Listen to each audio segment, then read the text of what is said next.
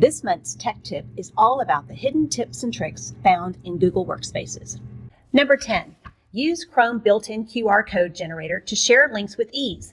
Number 9, quickly cut, copy, and paste files in Google Drive using keyboard shortcuts. Number 8, transfer color settings between slide decks with a simple copy and paste. Number 7, the Format Painter is your best friend for applying consistent styles in docs and slides.